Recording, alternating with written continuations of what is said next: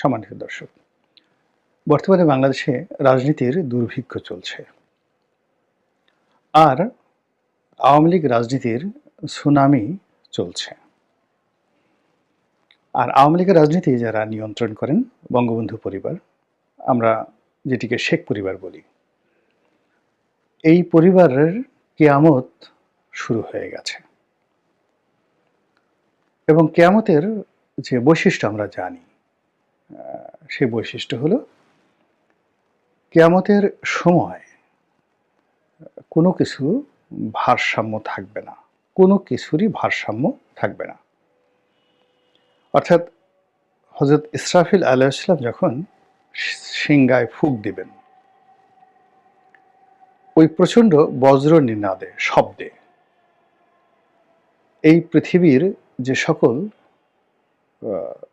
Magnetic পাওয়ার রয়েছে, চৌম্বক শক্তি রয়েছে, সেটি মাধ্যাকর্ষণ শক্তি বলেন, মহাকর্ষণ শক্তি বলেন, এই শক্তিগুলো জিরো হয়ে যাবে।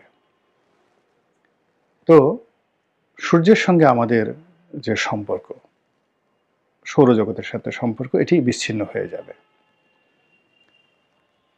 ফলে পৃথিবী তার ওজন হারিয়ে ফেলবে, পৃথিবীর কোনো ওজন থাকবে না, তুলার মতো উল্টে থাকবে। আর মহাকর্ষণ সেই শক্তিটি যখন আমাদের চলে যাবে, আমাদের পৃথিবীর ভিতরে যে একটা মাধ্যাকর্ষণ শক্তি রয়েছে, ম্যাগনেটিক পাওয়ার রয়েছে, এই মাধ্যাকর্ষণ শক্তির কারণে আমরা মাটির সঙ্গে লেগে থাকি, কিংবা লাফ দিলে উপরের দিকে উঠে না উঠে নিচের দিকে নামি। আমাদের পাহাড়গুলো ভূমির সঙ্গে লেগে আছে। তারপর আমাদের সমুদ্রের যে জল, এগুলো মহাশূন্যে উড়ে যাচ্ছে না। এটা পৃথিবীর যে মাধ্যাকর্ষণ শক্তির কারণে এটি ভূমির সঙ্গে, সমুদ্র তলের সঙ্গে বা নদী তলের সঙ্গে, বা যেখানে পুকুর, খাল, বিল, নাল, এই ভূমির সঙ্গে পানির যে একটা আকর্ষণ, এই আকর্ষণের বলে এটি ভূমির সঙ্গে লেগে থাকছে, এটি বাষ্প হয়ে উড়ে যাচ্ছে, কিন্তু এমনি পানি আকারে উড়ে যাচ্ছে না। এই যে মাধ্যাকর্ষণ শক্তি, এটি নষ্ট হয়ে যাবে। ফলে হিমালয় পাহাড় একখণ্ড তুলার মতো উড়তে থাকবে। সমস্ত গাছপালা, মানুষ, মানে কোনো কিছুরই ওজন থাকবে না। আপনি বুঝতে পারবেন না যে কোনটা হিমালয় পাহাড় আর কোনটা পিঁপড়া। কেননা পিঁপড়ার ওজনও যা, হিমালয় পাহাড়ের ওজনও তা। তো এটা কিয়ামতের অনেকগুলো লক্ষণের মধ্যে এই লক্ষণ। তো শেখ পরিবারের ক্ষেত্রেও আসলে এই লক্ষণটা এই পর্যায়ে চলে আসছে।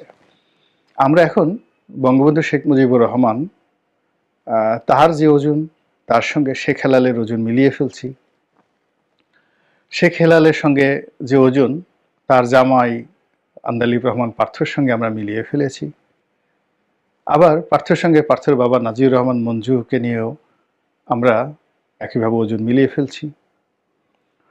তারপরে এই পরিবারের অন্যান্য যারা আছে আত্মীয় স্বজন, সেটা বাহাউদ্দিন আসিম বলেন, টিউলিপ সিদ্দিকী বলেন, তারপর জাহাঙ্গীর কবির নানক বলেন, শেখ রেহানা বলেন, মানে এই নামগুলো বললাম এই কারণে যে শেখ হাসিনা, শেখ রেহানা, জয়, পুতুল, এরা বঙ্গবন্ধুর জেনারেশনের একেবারে ডাইরেক্ট ডিসেন্ডেন্ট।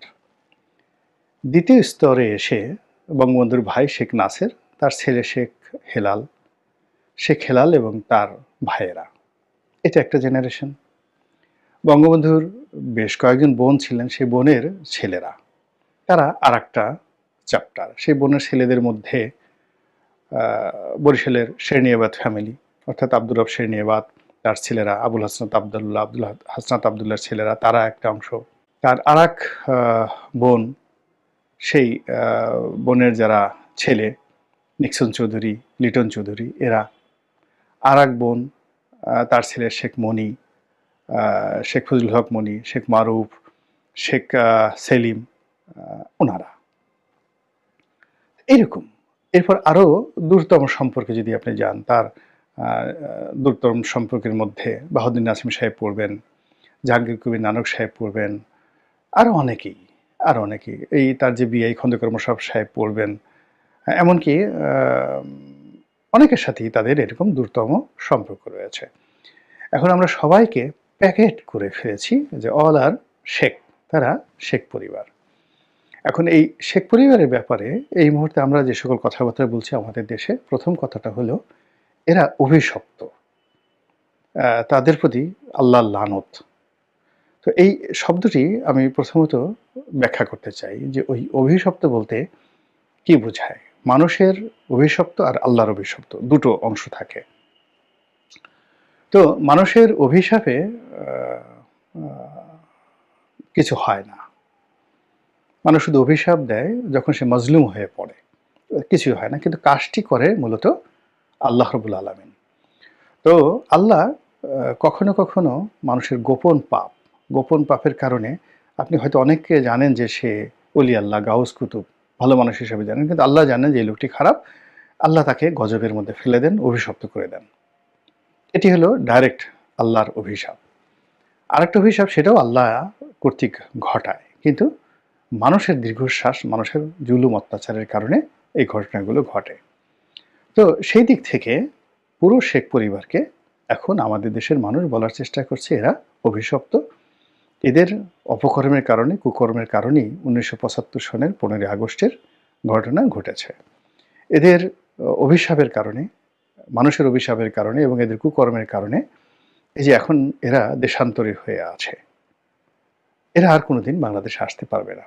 পরপর দুটো অভিশাপের পরে আর কখনোই দ্বিতীয়বার এরকম তারা রিহ্যাবিলিটেট হয়েছে কোথাও, এই ঘটনা নেই। এইভাবে অনেকে বলার চেষ্টা করছেন। তারপর যেটি একেবারে ইন জেনারেল সেটি হলো এই পুরো পরিবার একটা চোরের পরিবার। শেখ পরিবার মিন্স চোরের পরিবার। এবং বিএনপির যিনি এই মুহূর্তে অন্যতম প্রধান ব্যক্তি জনাব রুহুল কবির রিজভী, যাকে ডি ফ্যাক্টো বিএনপির সাধারণ সম্পাদক বলা হয় এবং যিনি এই বাংলায় মূলত জনাব তারেক রহমানের প্রতিচ্ছবি। কেউ যদি তারেক রহমান সাহেবকে দেখতে চান, বুঝতে চান, তার ঘ্রাণ পেতে চান, তার কাজের নমুনা দেখতে চান, তাহলে খুব বেশি দূরে যাওয়ার দরকার নেই। জনাব রুহুল কবির রিজভীর দিকে যদি আপনি মহব্বতের দৃষ্টি নিয়ে কিছুক্ষণ তাকিয়ে থাকেন, আপনি তার মধ্যে জনাব তারেক রহমানকে পরিপূর্ণভাবে দেখতে পাবেন।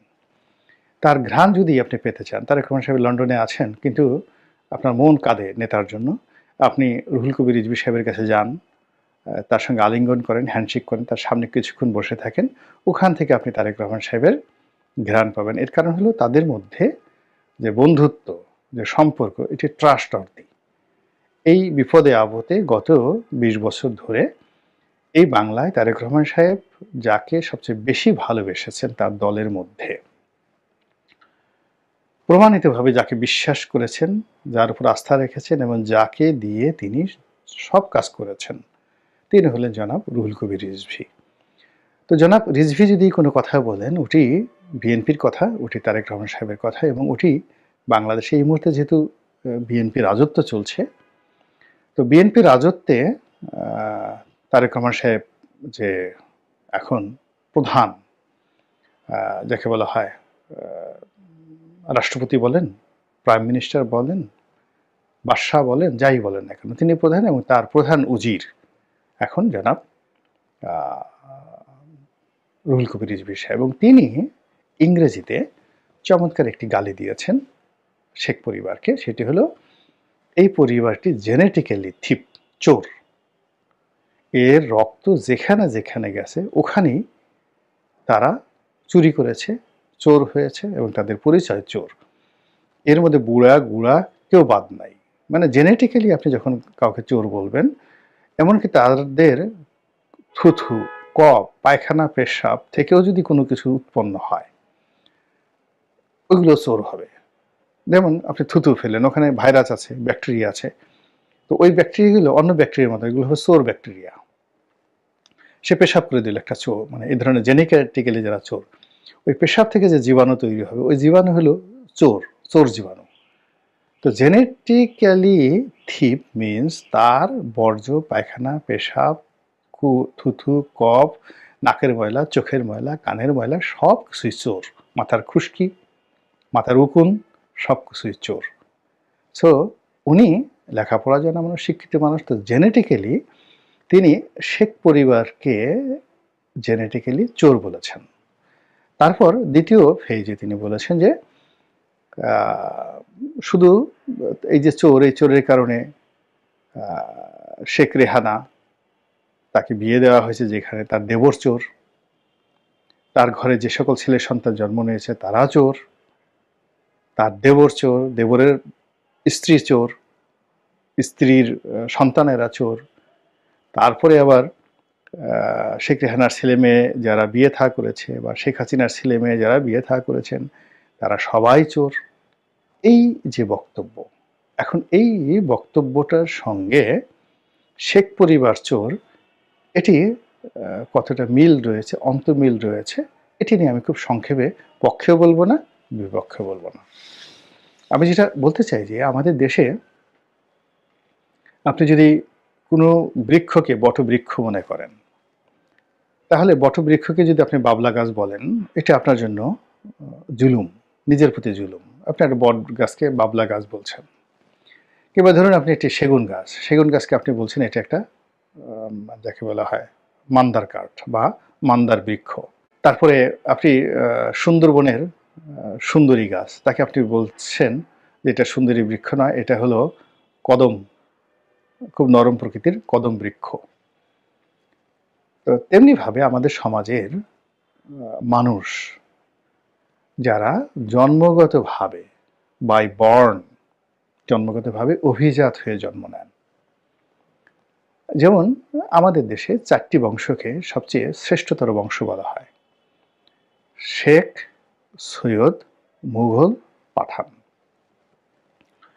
তো শেখ এবং সৈয়দ এই দুটো বংশ সাধারণত আরবীয় রক্ত ধারণ করে, আরব দেশ থেকে তারা এসেছে, এবং সামহাও এদের রক্ত প্যান অ্যারাবিক যে আভিজাত্য, সেই আভিজাত্য কারো কারো রক্ত ধারা গিয়ে হুজুর পাক সাল্লাল্লাহু আলাইহি সাল্লামের বংশের সঙ্গে মিশে গেছে, এবং কারো কারো রক্তের ধারা হজরত ইব্রাহিম আলাইহিস সালামের সঙ্গে মিশে গেছে। অর্থাৎ আমাদের এই পাক ভারতের শেখ এবং সৈয়দ এই দুটো যে বংশ, এই দুটো বংশের সঙ্গে ধর্ম জড়িত, ধর্মীয় ভাবাবেগ জড়িত, এবং এই দুটো রক্তের মধ্যে ইসলামী তাহজিব তমুদ্দুন জড়িত। কাজেই আপনি এই দুটো বংশের লোকের সম্পর্কে যদি মন্দ কথা বলেন, তাহলে এই রক্তকে আপনি অস্বীকার করবেন, এক। দ্বিতীয়ত আপনাকে প্রমাণ করতে হবে যে এরা ভুয়া শেখ, ভুয়া সৈয়দ। তো সেই দিক থেকে বঙ্গবন্ধু শেখ মুজিবুর রহমানের পরিবার, শেখ পরিবার, তারা হয়তো ভুয়া শেখ হবে, আর যদি তারা অরিজিনাল শেখ হন, জেনুইন শেখ হন, তাহলে তাদের সঙ্গে আসলে চোর শব্দটি যায় না, চোর শব্দটি যায় না। এটা হলো এখানে আমার বক্তব্য। দ্বিতীয় বক্তব্য হলো যে মুঘল এবং পাঠান। মুঘল এবং পাঠান, পাঠান একটা জাতিগোষ্ঠী আর মুঘলও একটা জাতিগোষ্ঠী। তো চেঙ্গিস খানের বংশ থেকে মুঘল বংশটি এসেছে, এবং এদের যে শ্রেষ্ঠত্ব এটি এসেছে যুদ্ধ দিয়ে, রাষ্ট্র পরিচালনা করার কারণে, এবং জাতিগতভাবে তারা সাহসী হওয়ার কারণে।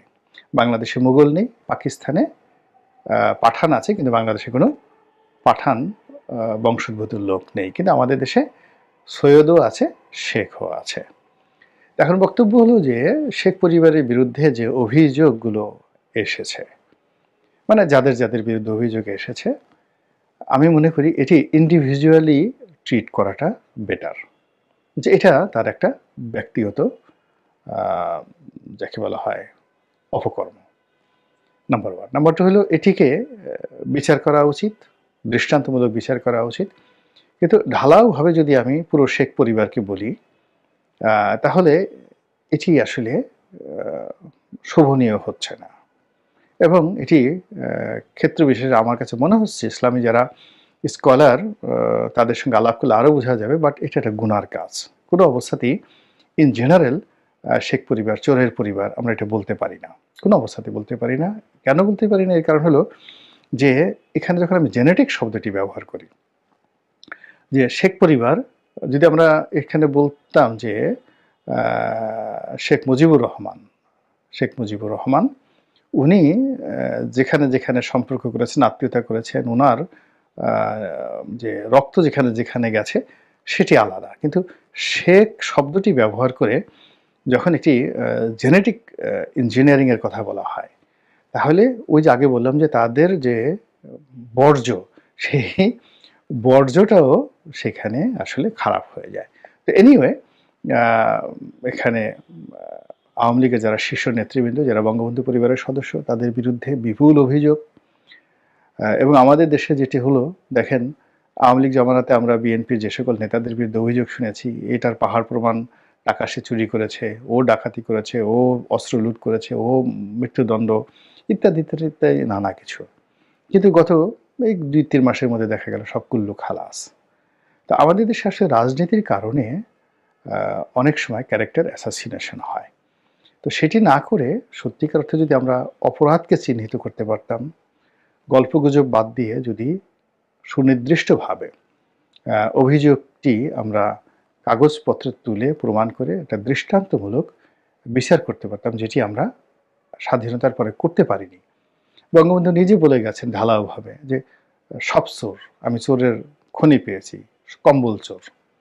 তো নিজের মুখে যে আমার কম্বলটা গেল কই? তো এই থেকে আওয়ামী লীগের লোকজনকে কম্বল চোর বলা হয়েছে। তো বঙ্গবন্ধু এই কথাটা না বলে তিনি যদি কয়েকজন কম্বল চোরকে, তার জমানাতে তিনি তো সেরা শিখদেরকে ক্রস ফায়ার দিয়েছেন। তিনি যদি এরকম কয়েকজন কম্বল চোরকে ক্রস ফায়ার দিতেন, রিলিফ চোরকে ক্রস ফায়ার দিতেন, লবণ চোরকে ক্রস ফায়ারে দিতেন, তাহলে আসলে দেশের উন্নয়ন হতো।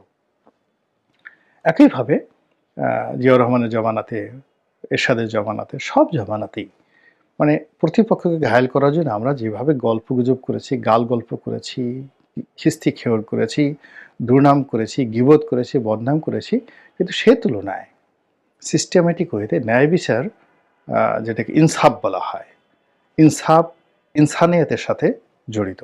মানুষ মানে ইনসান যেখানে আছে ওখানে ইনসানিয়াত কায়েম হবে, ন্যায় বিচার কায়েম হবে। তো আমরা সেই ন্যায় বিচারের যদি একটি উদাহরণ আমরা তৈরি করতে পারতাম, তাহলে আজকের এই পরিস্থিতি তৈরি হতো না। মহান আল্লাহ আমাদের সবাইকে হেদায়েত দান করুন এবং হেফাজত করুন। আসসালামু আলাইকুম ওয়া রাহমাতুল্লাহি ওয়া বারাকাতুহু।